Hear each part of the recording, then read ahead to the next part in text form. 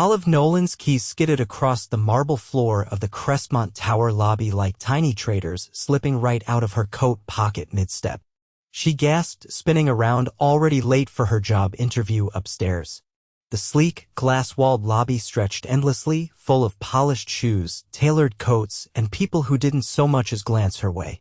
Except for one man. He was crouched near the front desk, holding her keys in his hand like he'd just picked up something far more valuable. Tall, dressed in a navy coat that probably cost more than her rent, he stood and walked toward her with quiet confidence. "These yours?" he asked, his voice deep, smooth. Olive blinked up at him. He had dark brown hair pushed back like he hadn't tried too hard, but still looked good. His jawline could cut glass. He held the keys out between his fingers. Yes. "Oh my God. Thank you," Olive said, gripping them like a lifeline. "I didn't even notice I dropped them." "You were in a rush," he replied, his gaze lingering a little longer than necessary. His eyes were slate gray, sharp and focused. "Somewhere important?" "An interview," she said, breathless. "Upstairs. 34th floor." "Ah, you're here for Nolan and Harlow." She nodded, adjusting the strap of her worn leather bag. "You know them." A smile tugged at the corner of his mouth. "You could say that." Before she could ask what that meant, a woman in a tight pantsuit rushed across the lobby, heels clicking. "Mr. Deyton," she said. "Car's ready."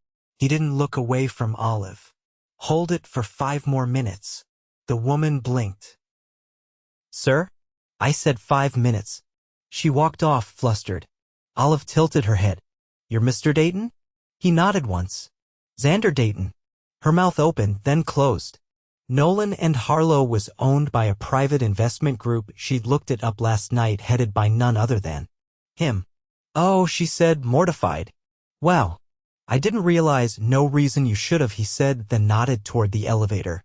"You've got exactly 5 minutes before that panel starts. Elevator's faster if you don't press all the buttons."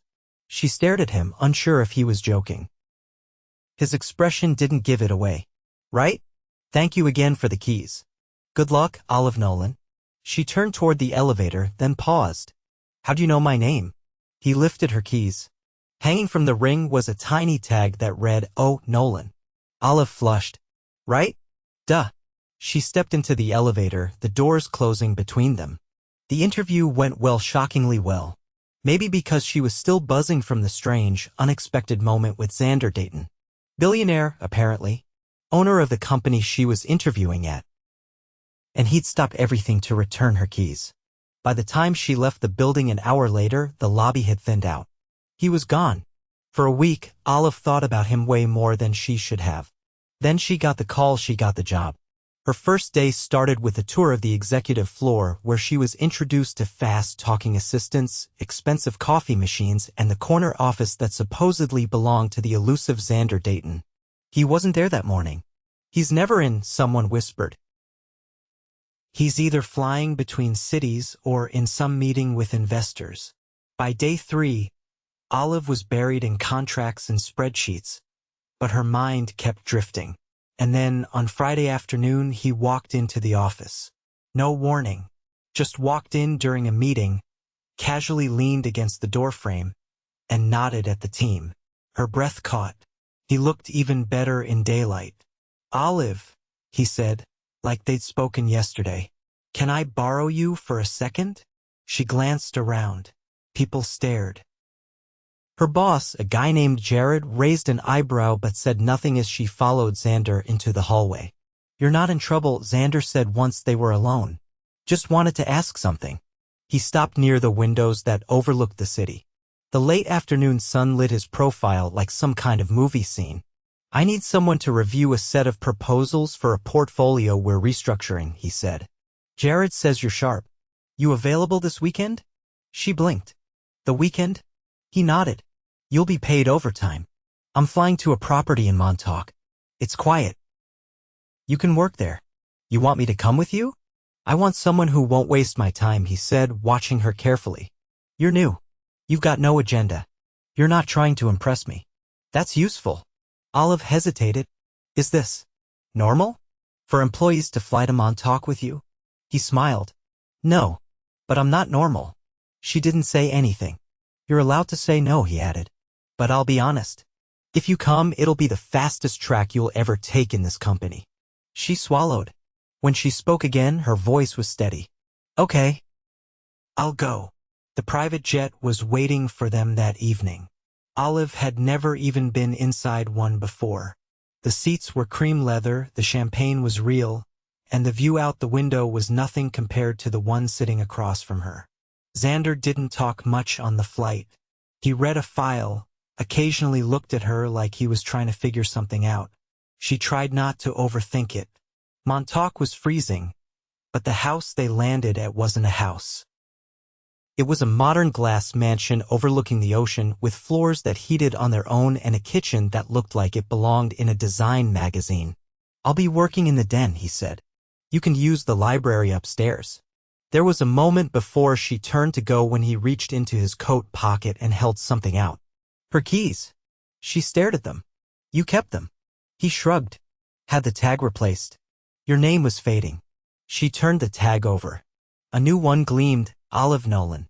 It was a small thing, but something about it made her stomach flip. Thanks, she said quietly. He didn't look away. You're welcome. Olive turned and walked toward the stairs, heart pounding. She didn't know what was happening, but she had a feeling he wasn't just her boss. And this weekend wasn't going to be just work. The library was lined with shelves that stretched up toward vaulted ceilings, each filled with leather-bound volumes and modern titles alike. A fire crackled low in the marble hearth, casting soft amber light across the room. Olive sat curled on a velvet chaise near the window, the folder Xander had handed her open across her lap. But she hadn't read a single word. Not since she saw what was tucked inside the final sleeve. A photograph. It was a wide-angle shot of a waterfront property, sleek steel and glass jutting out toward the sea, but what caught her eye wasn't the building. It was the name printed in the corner of the document behind it. Nolan Holdings. Her chest tightened. That was her grandfather's old real estate firm. It had gone bankrupt when she was 12. Her family had never recovered from it. Voices downstairs broke the silence. Muffled at first, then closer. A door opened. She quickly slid the folder shut as footsteps approached. Xander stepped in, now without his coat, sleeves rolled back to his forearms. He carried 2 glasses of something golden. You've been in here for hours, he said, handing her one. I figured you hadn't eaten. She took the glass, fingers still tense. Is this your way of bribing me into working all night? No, he said, settling into the armchair across from her. It's my way of saying thank you for not complaining. She took a sip. It was smoky and smooth. What's the connection to Nolan Holdings? She asked, the words slipping out before she could stop herself. His expression didn't change. You found that quickly. You weren't exactly hiding it, she said. Why is it in there? We're looking to acquire their remaining assets, he said evenly. There's a beachfront parcel still tied up in litigation. It showed up on our radar 3 months ago. You're buying it? If the deal goes through, yes. She lowered her glass. That land belonged to my family. I figured that out when I saw your name on the application, he said. I didn't expect you to find it so soon. So you knew who I was? Before the interview. I knew the last name. I didn't know you. Silence stretched between them. The fire popped softly. You could have told me. I could have, he said. But then you might have said no to this weekend. She stared at him. You think I'm here because you tricked me? I think you're here because you're smart, he said. And because something about this place, the work, the opportunity means something to you. Her jaw tightened. You're not wrong. He leaned back, watching her. I didn't bring you here to play games, Olive.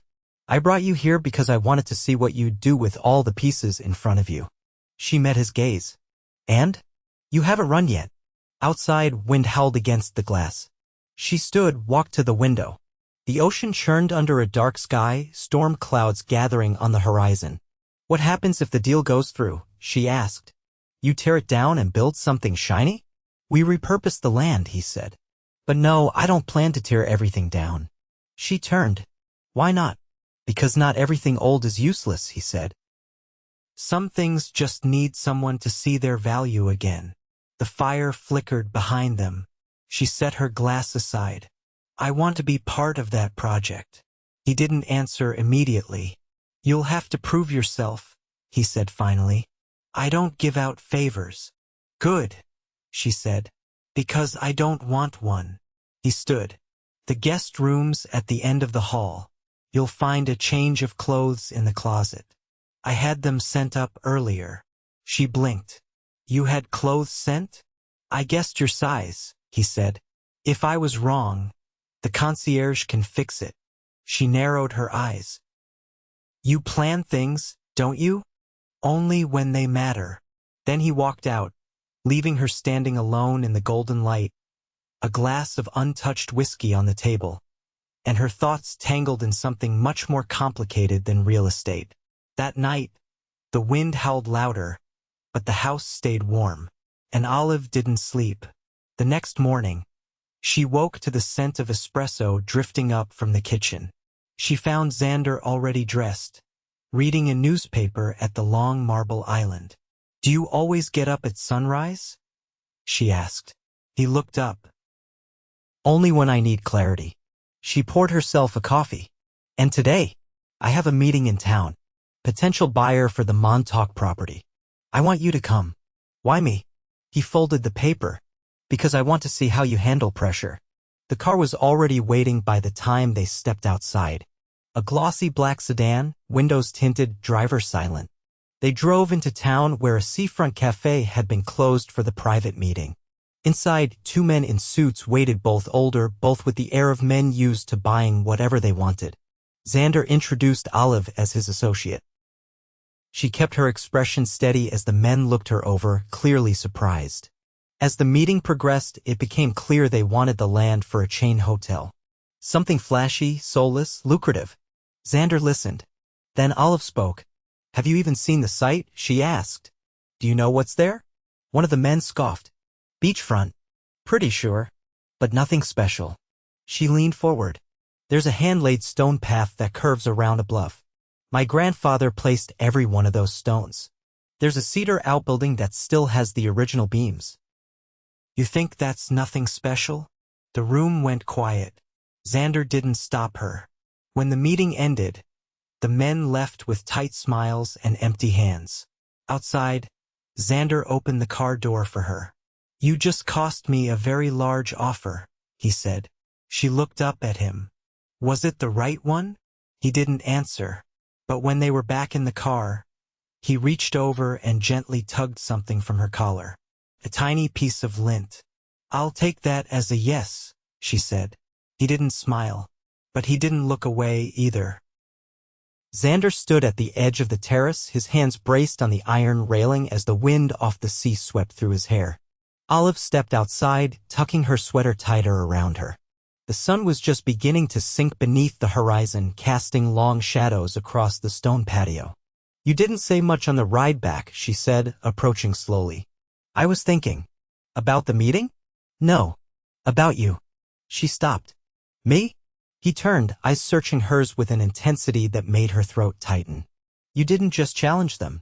You disarmed them. Without raising your voice or apologizing for knowing more than they did. I wasn't trying to prove anything. That's exactly why it worked. She leaned against the railing beside him. So what happens now? I'm pulling the offer. The land stays under our control until I can find a use for it that doesn't flatten what's left of your family's legacy. Her chest tightened. She hadn't expected that. Not from a man who made his fortune restructuring companies and flipping properties like poker chips. Why would you do that? He looked out at the sea. Because when I find something worth preserving, I don't destroy it. The air between them shifted. Olive studied him, really studied him. Beneath the razor-sharp composure, there was something quieter, something carefully protected. Has anyone ever told you you're not as cold as you pretend to be? She asked. His jaw twitched. Not to my face. You're not fooling me. That's becoming obvious. She hesitated. Why did you keep my keys? His gaze didn't waver. Because I wanted a reason to talk to you again. Her heart thudded. He stepped closer, not touching her, but near enough the warmth of him tangled with the ocean breeze. I don't mix business with anything else, he said. It keeps things clean. Predictable. But you're neither of those things. I never asked to complicate anything. You didn't have to. The air pulsed between them. She spoke softly. You're not the man I expected when I dropped my keys. And you're not the woman I expected to hire. For a moment, neither of them moved. Then the terrace doors opened behind them. A staff member stepped out, his voice low and deferential. Mr. Deyton, you have a call from Geneva. It's marked urgent. Xander nodded once, then looked back at Olive. Will you wait? She nodded. He disappeared inside. Alone on the terrace, Olive gripped the railing. Her thoughts spun, not just from what he'd said, but from what she hadn't let herself admit until now. She wasn't just intrigued by him. She was drawn to him in a way that unnerved her. Because it wasn't about his wealth or his power. It was the way he listened. The way he didn't try to impress her. The way he looked at her like she mattered. By the time he returned, the light had dimmed, the wind sharper. I have to leave for New York in the morning, he said. There's a merger meeting I can't push. She nodded slowly. So that's it? Back to the city. Back to pretending none of this happened. He stepped closer. That depends on you. I don't know how to do this, she admitted. I've worked my whole life to stay grounded. To keep things simple. This isn't simple, he said. But it's real. She shook her head. We've known each other for a week. He touched her wrist. It doesn't feel like a week. It feels like I've been circling you for years and just now found the right door. She stared at his hand, the way his thumb brushed over her pulse. I'm not a project, she said. I know. And I'm not going to let anyone rewrite my history just because they can afford to. I don't want to change your history, he said. I want to build a future you'd actually want to live in. She exhaled, the wind tugging at strands of her hair. Why me? Because you didn't just walk into my lobby, you challenged everything I thought I knew about what I wanted. Her voice was barely above a whisper. You barely knew me. I knew enough. Silence stretched again, but this time it wasn't heavy. It was full of things unsaid. Finally, she stepped back. You should go make your call. I already did. She blinked. You said you had to leave in the morning. I do. But I postponed the meeting. I'm taking a detour. Where? He offered the smallest curve of a smile, not arrogant, but quietly certain. Somewhere you'll be. She narrowed her eyes. You're not seriously following me back to the city. I'm not following, he said. I'm meeting. With who? With the woman who made me believe something might matter more than winning. Her breath hitched. I'll see you in Manhattan, Olive. He stepped back toward the doors. Unless you decide not to come. She didn't answer. But when she looked out at the horizon, she knew the answer had already formed. And it terrified her. Because she wasn't falling. She had already fallen. The moment the elevator doors opened onto the executive floor of Nolan and Harlow, Olive felt it, the shift. Eyes lingered longer. Conversations hushed as she passed. People noticed her now, not just as the new hire, but as the woman who had flown to Montauk with Xander Deyton and returned with an unspoken understanding no one could quite place. She didn't let it rattle her. Her heels clicked confidently toward her desk. The folder she carried held finalized notes on the redevelopment proposal. Xander had asked her to revise documents that, until 3 days ago, would have been far outside her pay grade. Now they bore her name on the cover page. A message waited for her on her screen. Afternoon meeting. Conference room 7. X. Deyton. No explanation. By the time 2 o'clock struck, she was seated across from him in the glass-walled room, the city stretching behind him like a painted skyline. He folded his hands on the table. I've submitted your proposal to the board. Her brows lifted. Already. Unanimous approval. They want you to lead the community redevelopment initiative. She blinked. Me? You understood the legacy of that land better than anyone in this building. I trust your instincts. She sat back slowly. You didn't ask me before doing that. I didn't need to. I knew you'd want it. She studied him, searching for something buried beneath the quiet certainty in his tone. You're different here. He tilted his head. How so? Sharper. More contained. Like you're wearing a version of yourself. I have to be, he said. This place doesn't allow softness. And Montauk does? He hesitated. Montauk reminded me what it feels like to be seen. She didn't answer right away. Her fingers traced the edge of her folder, the corner slightly frayed. I've spent most of my life trying to keep things together, she said finally. My family. My goals. Even my sense of direction. And then you appear and suddenly everything feels disruptive. He leaned forward slightly. Do you want me to stop? No, she said, voice steady. I'm just not used to being chosen without having to fight for it. He reached into his inside jacket pocket and placed something on the table. Her old key tag. The faded "Oh, Nolan" label was still there, worn and soft. I kept it, he said, because it reminded me of the moment everything shifted. Her chest tightened. I don't want to be a risk, he continued. I want to be the place you land after all the storms. She laughed quietly, not out of humor, but disbelief. Do you always go this far for the people you hire? I've hired hundreds of people, he said, but I've only ever loved one. Her breath caught. He stood and walked to the window, placing his hand against the glass. I spent years building a world I thought would protect me from feeling too much, he said. But then you walked into that lobby and I realized I'd built walls no one had challenged in a long time. She rose slowly, her pulse thudding in her ears. I wasn't trying to challenge you. You didn't have to, he said, turning to face her. You just had to be exactly who you are. Silence stretched between them, heavy with unspoken things. Then he crossed the room and stopped in front of her. I bought the property, he said quietly, but I'm putting it in your name. Her eyes widened. You what? You're going to lead the project. You'll decide what stays, what grows, what the future looks like. I won't interfere. That's insane. It's honest, he said. And it's yours. She shook her head, overwhelmed. You can't just, I can, he said. And I did. She stared at him, heart pounding. Why? Because I fell in love with you, he said. And I'm not afraid of what that means anymore.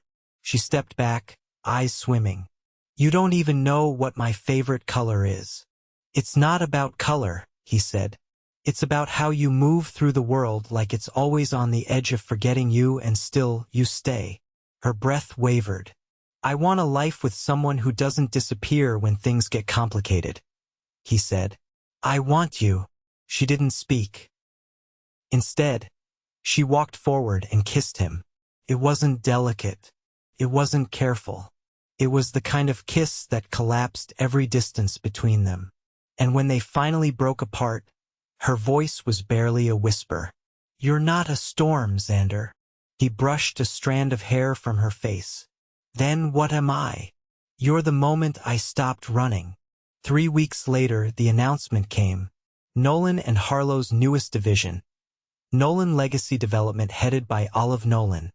Designed to preserve and modernize historic coastal communities. The press called it bold. The board called it unexpected. But Olive called it home. Their first official public appearance together came at the Foundation Gala, where Xander arrived in a midnight suit and Olive wore a sapphire gown that caught the light every time she turned toward him. Before the cameras flashed, before the champagne glasses clinked, he pulled her aside beneath the canopy of lights. I want to do this right, he said. She raised an eyebrow. What does that mean? He reached into his pocket and produced a diamond ring, simple, elegant, timeless. Her breath caught. I found your keys, he said. But I never expected to find the rest of you. She stared at him, stunned, then nodded, tears blurring her vision. Yes, she whispered. The crowd inside didn't know what had just happened. But as they walked back into the ballroom hand in hand, everyone could see the change. And later, when the music slowed and he pulled her close, Olive smiled against his shoulder. Because once upon a lobby, she lost her keys and found the rest of her life. Rain drummed softly against the windows of the penthouse, painting the city in silver streaks. as Xander adjusted the cuffs of his shirt.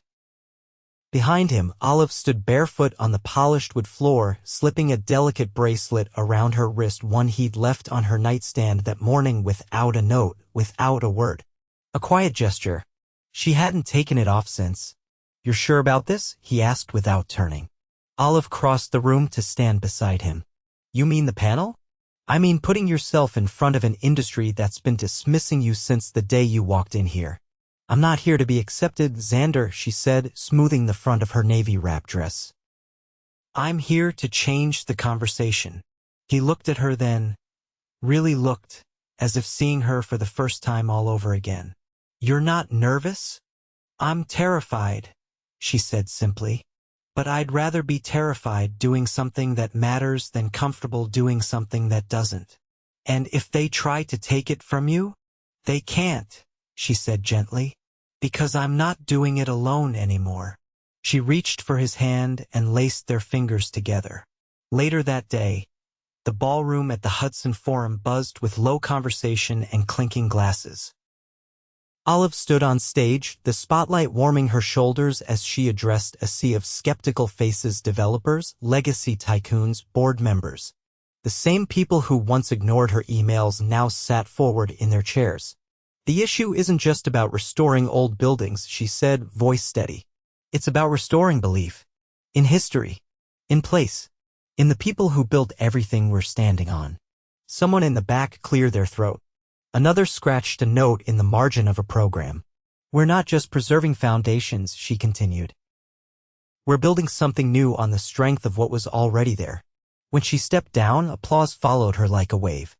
Not thunderous, but real. Xander met her at the edge of the room, dressed in a tailored charcoal suit that softened his edges just enough to give her pause. "You didn't just hold your own," he said. "You changed the whole temperature." "I didn't do it for them," she admitted. "I did it for us. For this." He leaned in, lowering his voice. "I've been thinking about something. Should I be worried? I want to take you somewhere." She raised a brow. "Now?" "I had the jet fuel this morning." Her eyes narrowed. "Xander, no work. No meetings. Just you and me. One weekend. Somewhere quiet." She exhaled a laugh. "You don't have a quiet setting." "I do," he said. "But I only use it for one person." The next morning, they landed in a sleepy village in the south of France where the air smelled like lavender and the streets were cobbled and uneven. They stayed in a stone villa overlooking the vineyards where the windows had no screens and the wine came in unmarked bottles from the neighbor's cellar. Olive wandered the kitchen barefoot, a linen robe tied loosely around her waist. Outside, Xander leaned against the doorway, watching her stir honey into her tea. "You're glowing," he said. "I'm relaxed. I didn't know that was allowed. Only on foreign soil." He approached slowly, wrapping his arms around her from behind, resting his chin on her shoulder. "I've been building things my whole life," he said quietly. "Companies, deals, walls." She turned in his arms. "And now I want to build something I can't walk away from." The silence that followed wasn't hesitation. It was knowing. He reached into his pocket, not with fanfare, not with a speech. Just a small, velvet box. Inside, a ring. Not the one from the gala, but a new one. Antique. Set in rose gold with a center diamond cut in the shape of a marquise, flanked by 2 tiny sapphires. "This belonged to my mother," he said. "She left it to me when she passed. Told me to give it to someone who didn't see me for the money or the name. Someone who made me better." Olive's breath caught. "You kept it all this time?" "I was waiting for the reason." He slid the ring onto her finger. "You're the first thing I've ever chosen that wasn't a strategy," he said. "And I've never been more certain of anything." She kissed him then, not because it was romantic or cinematic, but because she couldn't not. Because everything inside her had led to this moment, and she didn't want to move past it too quickly. They didn't leave the villa for 2 days. When they returned to New York, the city didn't feel as sharp. The cold didn't bite quite as hard. The long hours and endless meetings still waited, but now, they had a home that wasn't just square footage or floor-to-ceiling windows. They had each other. The wedding was held the following spring, on the bluff overlooking the sea in Montauk.